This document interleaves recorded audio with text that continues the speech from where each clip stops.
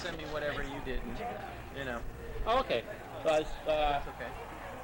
what can I call you, Mr. Rollins or Henry. Henry? Okay, I didn't know. Just don't call me late for dinner. Okay. So how's the tour been going so far? Fine, thanks. Do you think there would be this much response? You know, crowd-wise? I didn't think anyone would come see us at all. So I'm happy if anyone shows up. We're the opening band. I mean, why would anyone care? Yeah, so my next question is the pressure on being the opening act? I don't acknowledge any pressure. You put a gun in my face, we'll know about pressure, but this is just music, so there's no pressure. I noticed you played a kind of long set. Is that the normal length, or because Susie in the band, they gave us more time because Susie, I don't know what her problem is. So you Maybe said she didn't work out much this morning. She probably doesn't. She's from England. Oh, your set last night wasn't as long. It was longer today. Well, we also played through the change. Oh yeah, 'cause she didn't play last night either. No, we played an hour yesterday. Yeah. I know this was a long time. You sounded great. Thanks. I was really blown away.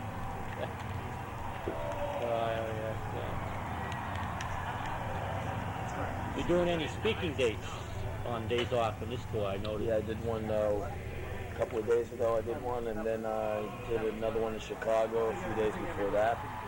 And I'm doing one in Miami, Florida, about a week from now. And these are made up of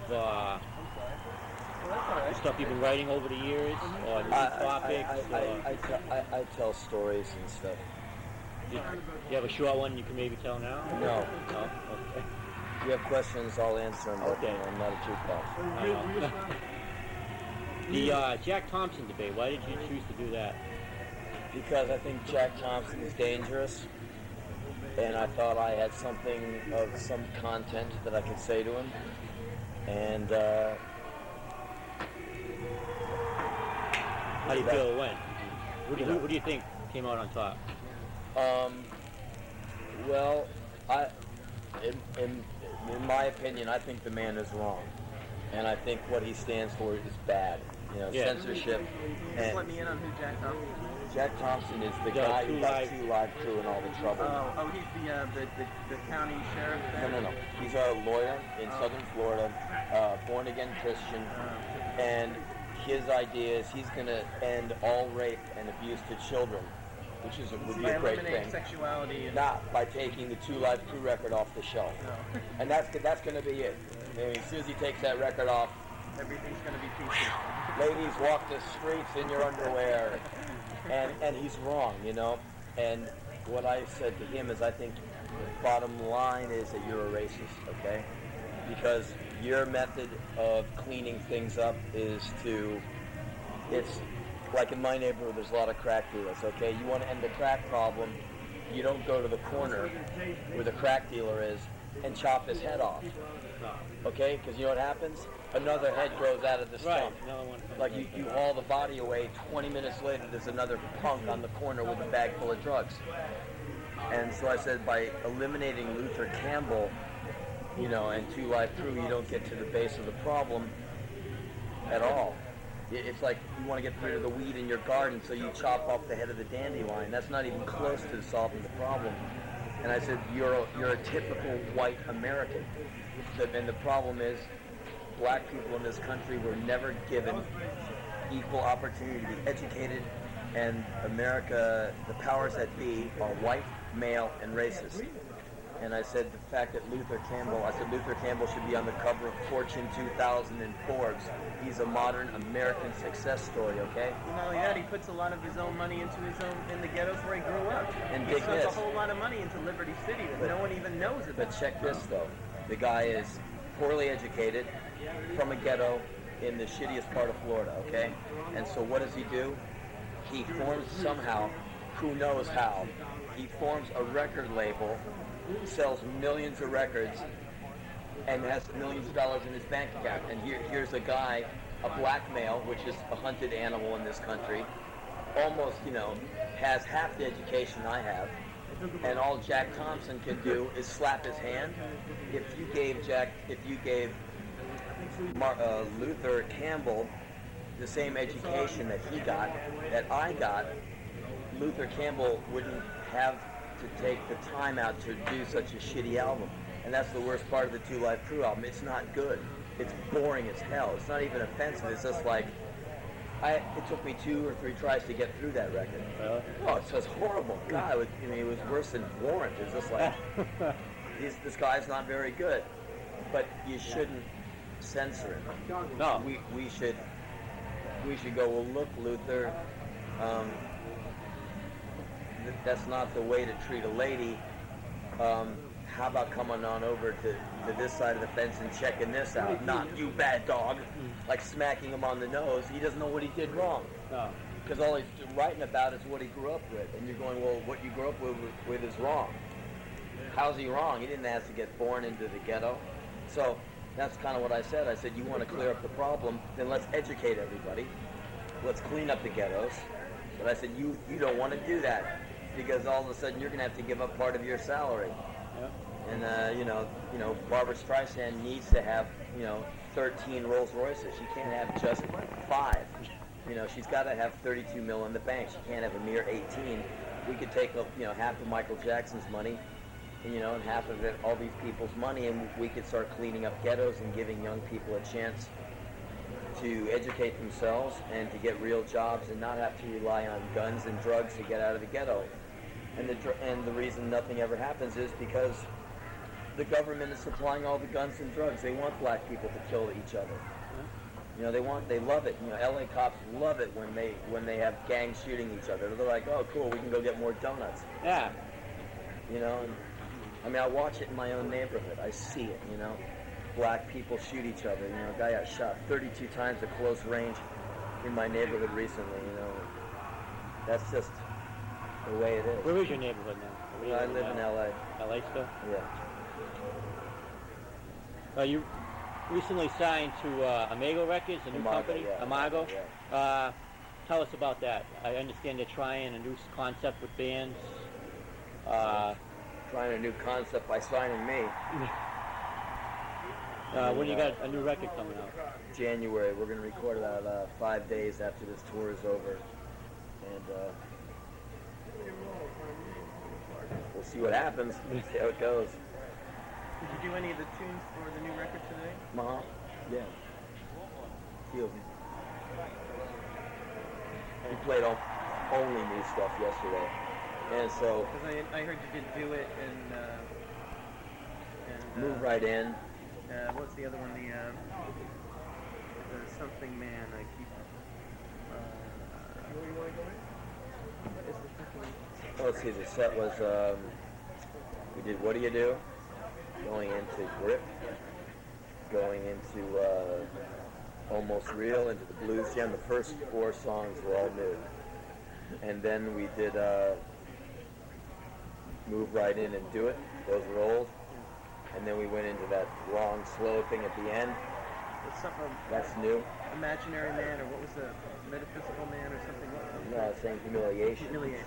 Yeah, that's the song I wrote about my father and how he used to intimidate me so much I could never say no to the guy.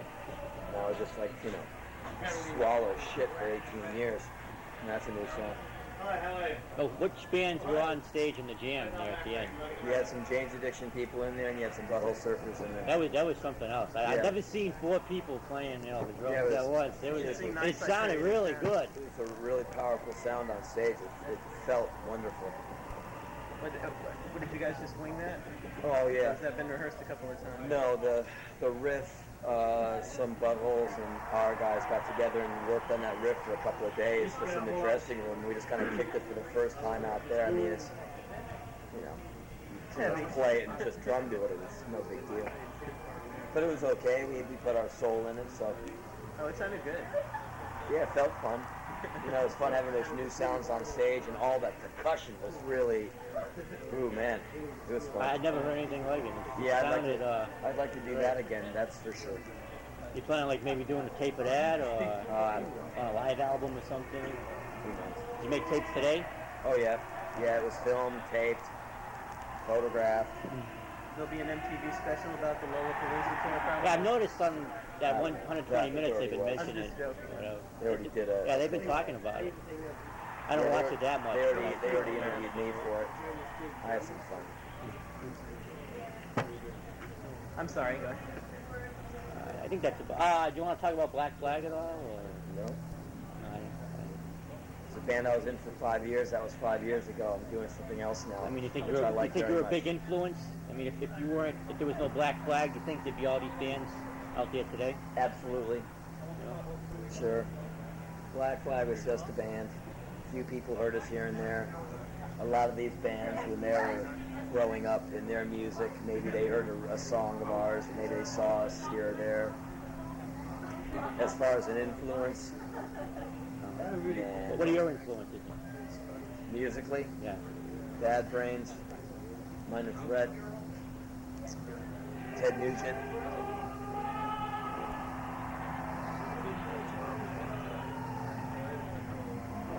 Black Flag. Black Flag. Going to see Black Flag before I was in them. I heard you jumped up on stage and sang a song with him, and that's how you joined up. That's like a dream story kind Well, of. they were playing an after-hours party, and I kind of looked over at Dez, who was singing. I looked at the mic, and he went like, "Take it, man."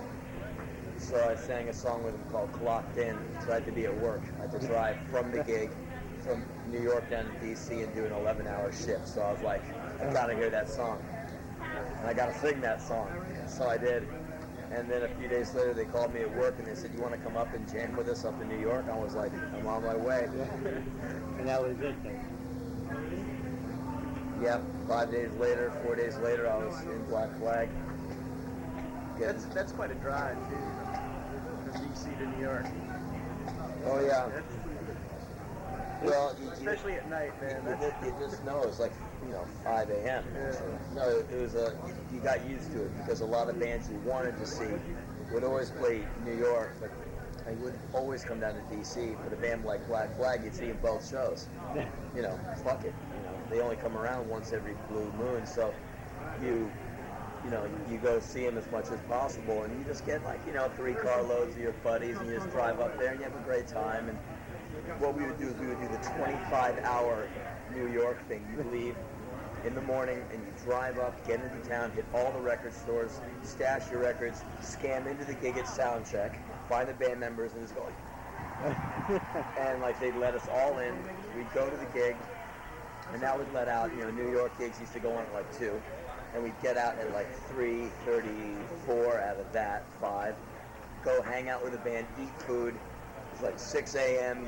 Anywhere. And you're just up, and then you drive back home, and it's around noon when you get back, kind of around the time you left the day before, and you haven't slept, and you're totally pumped. And Yeah. You go home, and you play all the records that you got, and you hang out with your friends all day long, and then you go to sleep. And you just try and not have to have a shift to work when you went back. And that's what we used to do it all the time. Go see the Circle Jerks, Dead Kennedys, Black Flag, Cramps, Bad Brains. We would do it, and it was the best, man. It was really fun. It was just a good time, being with your friends and having no sleep and just, talking a lot of shit and just being a jerk, If I can just cut in for a second here, do you find that now because you kind of live away from DC and stuff that you're alienated from any of the old friends that you hung out with? No, Are they all pretty much, you all still kind of hang in town? no, I don't hang with anybody. Really? No, DC's just another town to be on tour for me. I don't play that sentimental shit. I don't play that shit with anybody. Someone I was in a band with years ago, I see him, hey, what's up? I don't even do that shit with my mother, man. I see her, hey, Iris, how you doing? Hey, Henry, how you doing? See you next year. I don't get into that shit. Used to when I was younger, and I'd be in Black Flag, I'd come back and see someone, hey. And too many of these people, had said, oh, you're not my friend anymore. I saw you in a magazine, blah, blah, blah. Like that really matters, It doesn't matter to me. So I go, oh, is that the way it is? Fine, I'll just beat you to the punch. Don't be my fucking friend. I'm not your friend. Don't be my friend. I'm not into friendship. I don't believe in friendship. The guys in the band, they're cool. I respect them. They respect me, but they're not my friends. I don't want them as friends. I got 1 or 2 friends, and that's fine. Well, you've had the same band for the past 5 years now. We have a good working relationship. we work well together.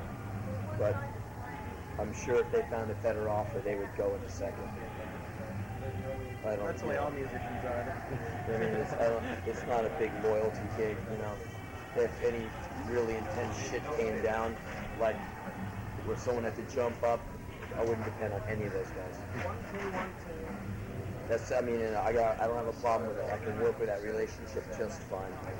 We do the music, you know. Otherwise, we don't. Who writes really the music? know. You write all the music and lyrics? I write all the lyrics, and together we write music. And we have a cool, like, real democratic thing. If someone has a riff, hey, let's play his riff. And whoever has a good riff, let's play it, you know. But I just don't play that shit with friends and girlfriends and all that. I don't want people loving me, you know. I'm just not into it. So what are you going to do for the rest of the day now? I mean, the first act, and then there's like a 10-hour show. You just hang out, take it easy? Or? Well, since I got my workout in this morning, I don't have to work out. I got my computer with me, so I'm going to find a place and work. I noticed on stage you got a lot of energy. Yeah. Where do you find all that? I've never seen anybody, you know, just go at it for an hour straight like that. Do you? Well, is it hard to do that every day? Or, yeah. It hurts.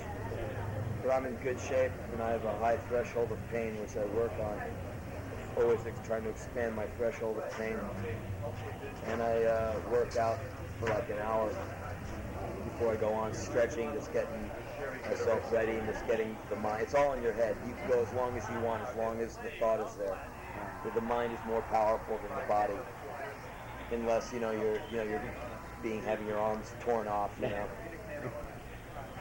So you just get in the right state of mind, and you can play all day if you're in the right state of mind. I've learned, like, mentally, I've been able to like lift way more weight than I thought I could.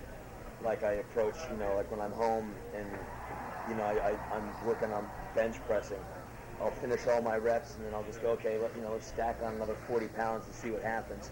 And I'll get it off and I'll go, oh man, I can't do this. And then I go, wait a minute. Yes, I can.